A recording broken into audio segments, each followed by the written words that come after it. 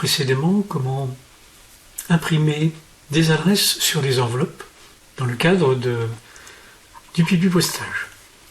Maintenant, nous allons voir comment imprimer une planche d'étiquette. N'oublions pas qu'au préalable, nous avions créé une liste d'adresses sous Excel que nous pourrons réutiliser, ce sera beaucoup plus commode pour notre exemple, avec bien sûr tous les libellés d'entête qui correspondent aux mentions d'adresse, avec une colonne sélection qui va nous permettre, par un coche, de filtrer les destinataires concernés par notre envoi. Je vous rappelle également que vous avez la possibilité de rajouter une colonne pour l'adresse mail pour faire un envoi, cette fois-ci non pas sous enveloppe ou ni en faisant appel à des étiquettes, mais directement via l'outil de messagerie Outlook. Et puis également une colonne photo qui permettra, le cas échéant, d'avoir ici le lien hypertexte qui nous emmène vers la photo de la personne qui correspond à la ligne du destinataire. Voilà, revenons-en à Word. Donc pour créer ma planche étiquette, j'ouvre d'abord un document vierge. Ensuite, je clique sur l'onglet Publipostage et je vais cliquer sur la commande Démarrer la fusion et le publipostage et je sélectionne Étiquette. Word va me proposer d'abord de sélectionner soit si j'ai une imprimante alimentation continue, si vous avez ce qu'on appelle du papier en paravent, mais maintenant avec les imprimantes laser, on utilise plutôt du mode feuille à feuille, qui est d'ailleurs le mode par défaut. Ensuite, le fournisseur d'étiquettes, ici vous avez Every, format A4 ou A5, et vous avez la sélection de la planche étiquette, qui est la référence de la boîte, qui est, pour mon exemple, J8159, mais bien sûr, vous pourrez sélectionner l'exemple qui correspond, dans votre cas réel, à la boîte d'étiquettes dont vous disposez. Donc ici, j'ai les étiquettes J8159. La planche d'étiquette fait 21 sur 29,7, c'est du format A4. Et chaque étiquette fait 3,38 cm en hauteur et 6,35 cm en largeur. Et je clique sur OK. Ensuite, il me suffit maintenant de mettre les rubriques, champs ou les entêtes de colonnes de mon fichier Excel qui correspondent. Donc je vais sélectionner mes destinataires. J'utilise une liste existante qui est la feuille pour publipostage. Et maintenant, vous voyez donc automatiquement chaque espace correspondant à un emplacement d'étiquette comprend la mention enregistrement suivant. Puisqu'effectivement, je vais entrer les références de mon publipostage. Donc sur la première ligne, nom, prénom. Sur la deuxième, numéro d'appartement. Suivi du couloir ou résidence.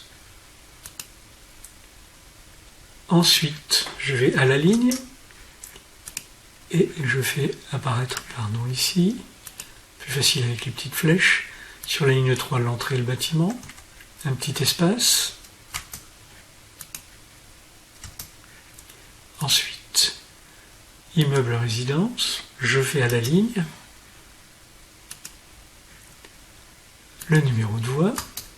Je vais à la ligne. Pardon, sur la même ligne, je fais espace. Le libellé de la voie. Je vais à la ligne. Le lieu-dit ou service spécial. Je fais entrer, alors même si je ne vois rien, je vais réduire après la police de caractère, donc le code postal, j'introduis l'espace, et je sélectionne la localité ou la mention CEDEX, je fais entrer et j'insère le pays. Alors maintenant, pour réduire tout ça, voilà, j'ai donc cette ligne d'adresse internationale, première ligne, deuxième ligne, troisième, quatrième, cinquième, sixième et septième pour le pays. Si je reviens sur mon onglet Publipostage, je clique sur Aperçu des résultats, vous voyez, donc automatiquement, le contenu de mes lignes est remplacé par le contenu de ma première ligne du tableau. Alors ce qui est intéressant, vous voyez, les enregistrements suivants n'ont pas été actualisés. Par contre, il suffit, toujours dans mon onglet Publipostage, de cliquer sur la commande Mettre à jour les étiquettes.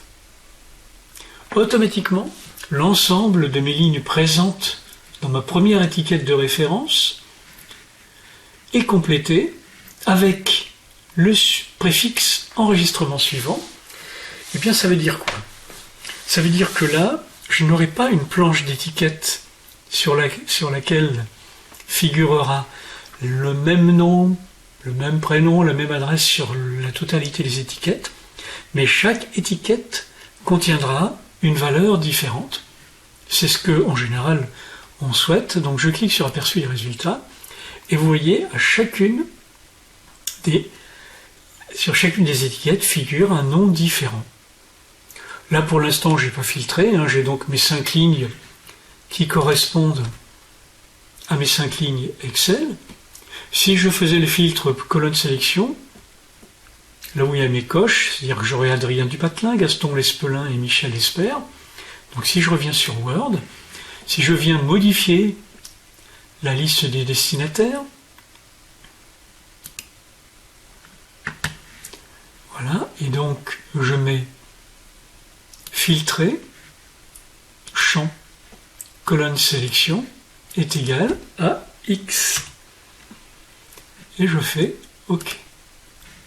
Vous voyez, donc j'ai plus maintenant que mes 3 noms qui apparaissent. Et là, sur ma planche étiquette, j'ai bien uniquement les 3 personnes que j'ai sélectionnées qui sont présentes. Et je termine et je fusionne. Soit je modifie sur des documents individuels, soit j'imprime directement. Donc je considère que je vais modifier les documents individuels. Je sélectionne tous les enregistrements, je fais OK. Et là, vous voyez, mon nom de document est devenu étiquette 1 Word, donc étiquette 1.docx, puisque nous sommes avec la version la plus récente de Word. Et il suffira d'imprimer directement ce document, ou sinon de l'exporter au format PDF.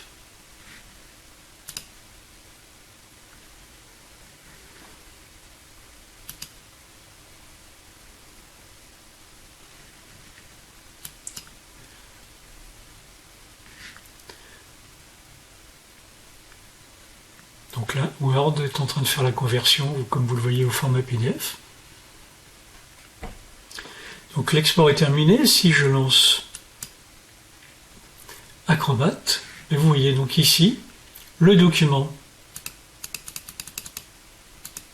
ma planche d'étiquette au format PDF, qu'ensuite je peux envoyer